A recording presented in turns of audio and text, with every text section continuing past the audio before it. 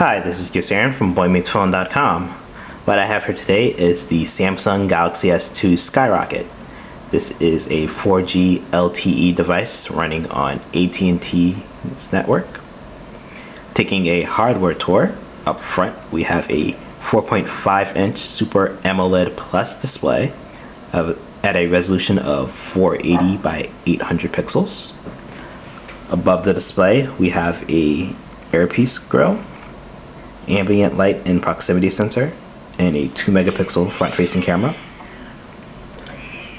Below the display we have 4 capacitive buttons, wait for this to focus again, for menu, home, back, and search. On top we have a 3.5mm headphone jack and a stereo / noise cancellation mic. On the left spine we have a volume rocker, which is nicely defined and offers good feedback. On the right side we have the power / screen lock button, which isn't as defined as the volume rocker, but does still offer nice feedback. On the bottom we have the micro USB / MHL port. This does do HDMI out, but you do need a MHL adapter in order to do that. And right here we have another mic. Taking a look at the back, we have the speaker grill right there. Right here we have a 8 megapixel backside illuminated camera with a single LED flash. Right there is the notch to take off the battery door. I'm going to take that off. The battery door is pretty thin, but it's very securely attached on, so you shouldn't have to worry about that coming off at any point in time. Right there is the SIM card slot, the micro SD card slot. It does not ship with a micro SD card. It does have 16 gigs on board, and we'll talk more about that later.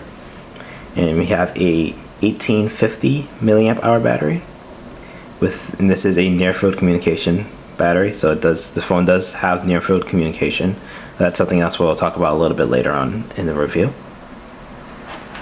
Like most of the Galaxy S2 devices, this is a very slim device. It feels really nice in the hands.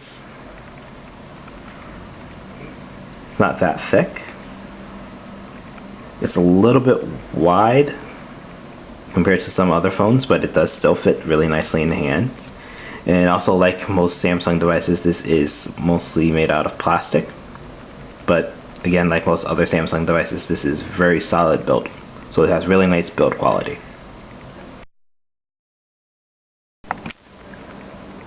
The Skyrocket is running Android 2.3.5 Gingerbread with Samsung's TouchWiz 4.0 interface. I have to say that the evolution of TouchWiz has been a really fun thing to watch, and they've added so many nice features on it. It's unbelievable. To start off with, you get 7 home panels. To switch between the home panels, you can flick this way or that way. And once you reach the end, the last panel, you automatically go to the panel on the other end, so you don't have to make your way back in order to get to your panels. You can also press the dot and go that way. If you pinch N, you get a overview of all of the pages that you have available. From here you can remove pages. Say I don't want this empty page anymore. Remove it. You can add pages. You can remove as many pages as you want until you're down to only having one, which is nice to be able to do, because I know some people don't always like having 5 home panels. They don't always need that, so that level of customization is pretty sweet. You can also change which panel is your home panel, so which panel you will go to when you press the home button when you're on the front screen. So say I want this one to be it, set that as it. So when I press home, it'll go automatically to that panel. You also get this level of customization in the application drawers. Flick between it like this, and again, you don't have to start going back. Once you reach the end, it automatically revolves around back to the last one. Nice carousel motion. You can also choose between it like that. In order to edit this and customize it as much as you want to, like deleting all of these if you want to, or adding different ones, you are going to have to switch it to a customized grid form. You have three different types of views. You have the alphabetical grid, which is what you're on by default, the alphabetical list, so you have a list of all your apps, and then you have the customizable grid. Once you have it in this mode, you can edit and do things like add folders. You can delete apps straight from this, so you don't have to go into the settings menu in order to delete apps or go into the Play Store to do it. And say if I don't want the web browser there, I can just get rid of the web browser and I can put Facebook there if I want to. You can delete all, well, you can not delete, you can get rid of all of the ones that have a box around it. Of course, you don't want to get rid of the switcher between the home screen and the app drawer, so there's no way you can get rid of it, and you really wouldn't want to. So again, Samsung's done a really amazing job with the level of customization you have here. One of my favorite things though, let's switch back to the alphabetical grid. When you go into the settings, go into display and screen display, you can change the font. The box, you have these three different options, and you can also download more from the Android market, though they do cost about 99 cents. And this will change the font in almost everywhere you go in the browser, including the web browser. Everywhere on the phone, including the web browser. The only place that I found that it does not change it is some of the keyboards. Ironically enough, the Android keyboard, the fonts will change, but the Samsung keyboard, it doesn't. Another one of the nice features of TouchWiz 4.0 are the motion settings. It uses the device's motion sensors, such as the proximity sensor and accelerometer, to make moving around the UI and using the phone just a little bit easier. If you've seen the HTC Sense UI, seen any videos about that, you may have heard of the turnover feature, where it uses the proximity sensor to figure out how far away it is from an object and turn off the sound for incoming calls. This does do that, so I'm going to run a simulation of that. And it silenced the calls. It also uses the accelerometer to do a tilting motion to zoom in and out of pictures. It works in the gallery and in the web browser. So if I put two fingers on the phone like this, move in, move out.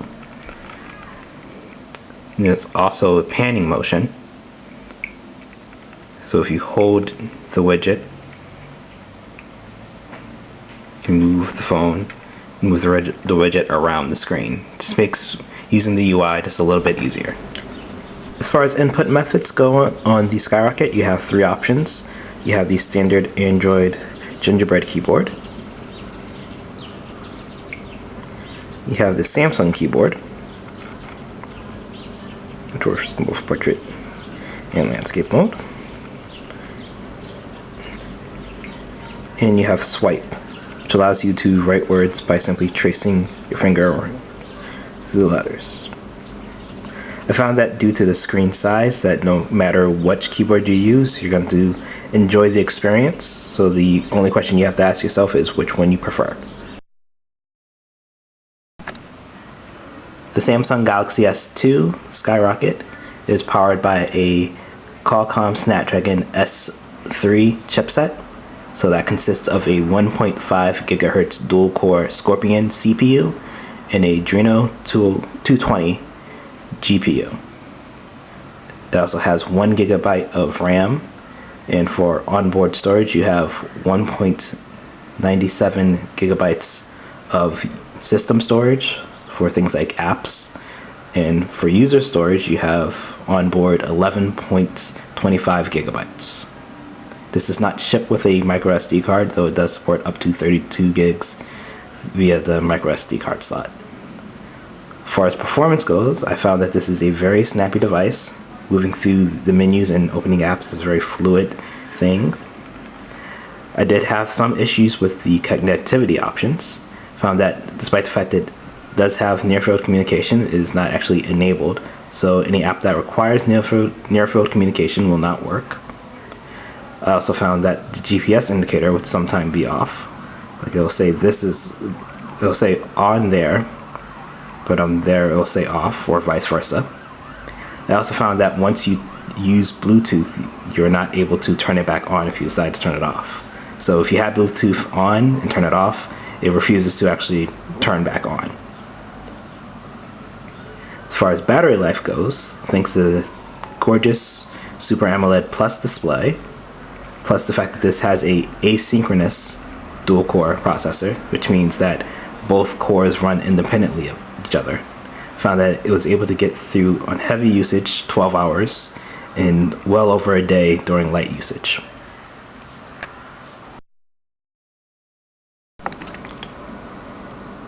Skyrocket runs on AT&T's LTE network where available. In areas where it's not available, you also have the option of running on their HSPA Plus 4G network. This is capable of HSPA Plus speeds of up to 21 megabits per second down. As far as reception goes, I found that even within the same spot, that signal will fluctuate every now and then. However, I've yet to completely lose signal, and I haven't had any issues making or receiving calls or sending out text messages. As far as data goes, despite the fact that I did take a trip out to one of their LTE markets, I was unable to actually be on a LTE network. I'm not too sure if that was an issue with the phone or the network, as that area was having some issues that day. So I can't chalk it up to either one, just bad luck, I guess. As far as the HSPA Plus speeds, however, I was able to get on my highest tests around 7 megabits per second down and 2 megabits per second on the upload, which is rather nice. As far as sound quality goes, I found that through the speaker or the earpiece, I had no issues hearing callers. Both ends sounded very nice and audible. That pairing of the earpiece and the speaker and the microphones on this equal really nice call quality.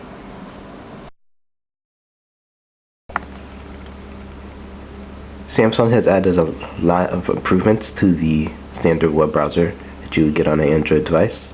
You can use the motion setting to zoom in and out. You can control the brightness independent of the brightness of the phone regularly, so you have a special brightness setting just for the web browser. Thanks to that Super AMOLED Plus display, text looks nice and crisp. It does handle pinch to zoom with no issues. You pinch all the way out, you get a window view. I'm going to head over to the Pomegranate Phone website to show you that this phone does support Flash. This is going to be running on AT&T's network. Now that that's loaded up, I'm going to tilt it over so it's in the best view. I'm going to start up.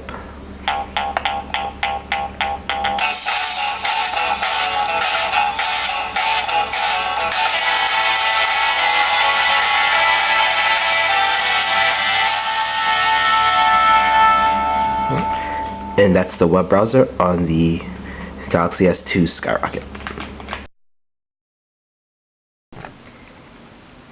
Taking a look at the camera interface on the Galaxy S2 Skyrocket, you see that we have the TouchWiz camera interface. So right here we have a switch to change from still images to video, a on-screen shutter button, since there is no physical shutter button, and a preview of the last image taken. And on the left side we have shortcuts. That one's to change between the front-facing and the rear-facing camera.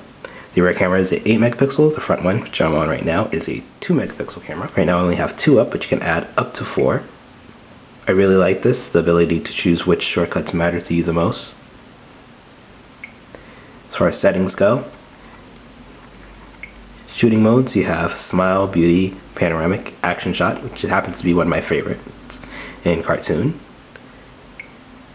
Change scenes, change the exposure levels, focus modes, you have the autofocus, a macro for taking close-up shots, and face detection. You also have a timer. You can add effects like negative, grayscale, and sepia. You can change the resolution from the full 8 megapixels this camera is capable of down to a 0.3. Change the metering, turn auto shaking on and off, turn the grit lines on and off. Change the image quality. You can also turn the geotagging on and off. I found that this camera does produce really nice images, print-worthy images too. Does a good job of color reproduction. My main beef I found that I cannot get it to focus correctly when taking macro shots. But other than that, I did like this camera. As far as video goes, you can shoot at up to 1080p, so full high def videos. Right now I have it set at 720p. I switched to 1080p. You can see 1920 by 1080. At full high def, you are not going to be able to zoom in. However, if you put it on 720p, you do have the ability to zoom, and you do have the ability to zoom while shooting. This does have continuous autofocus, and it does a really good job of refocusing. You also do not hear the camera moving around trying to refocus in the shot, so that's nice. It records stereo quality audio. I found that the recording quality was really nice, and the image quality was nice. The color reproduction of the video did a good job of capturing motion. Shoots at up to 30 frames per second. So overall, this is a really good camera.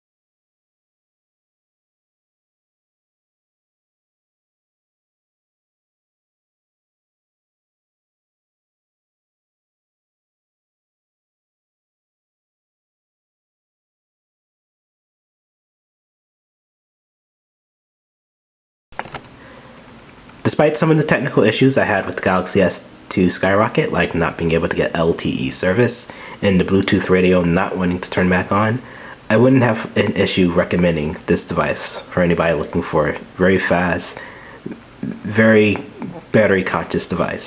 Thanks to this Super AMOLED Plus display and an asynchronous processor, battery life on this is great. Thanks to having a dual core 1.5 gigahertz processor, it's a super fast device. And I'm sure other people will have a better time getting the radios to work than I did. For the full in-depth review of the Galaxy S2 Skyrocket, head over to the site boymeetsphone.com. Remember to like me on Facebook and subscribe to the YouTube channel. This has been Saren from boymeetsphone.com. Thanks for watching.